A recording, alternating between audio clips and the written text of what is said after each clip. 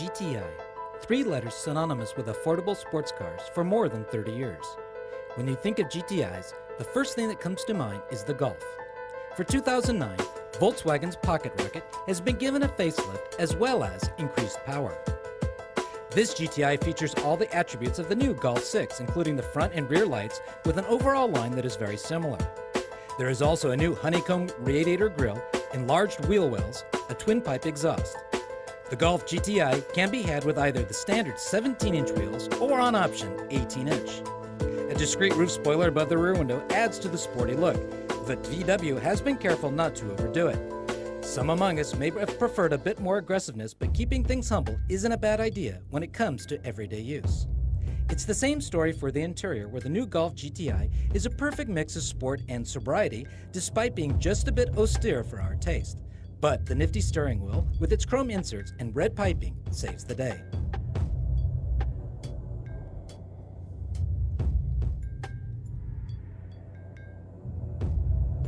The seats are both comfortable and enveloping.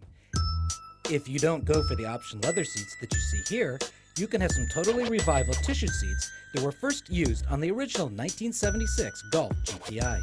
While these two cars continue the legacy of the affordable sports car, they are all the same, quite different. There is 33 years of technological advances and a good 100 horsepower separating them.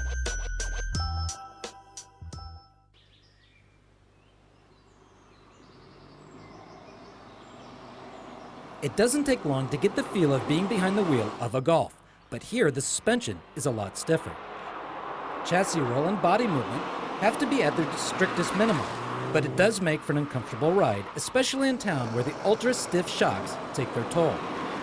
But that is what we've come to expect with a Golf, and what were negatives soon become positives on secondary roads.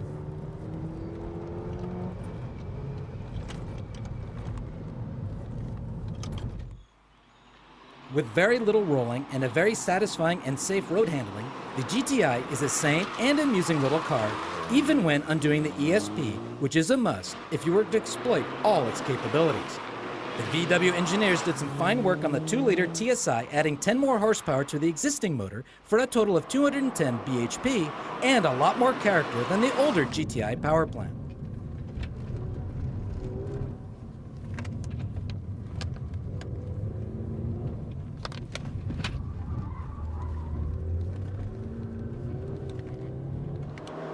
This reworked engine offers plenty of good fun, especially from 4,500 RPM, where the GTI gets its second wind with a grunt far more pleasing to the ear.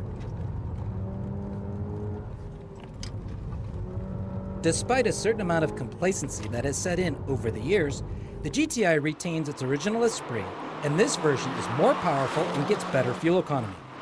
At 27,500 euros, the Golf GTI is one of the least expensive cars in its class.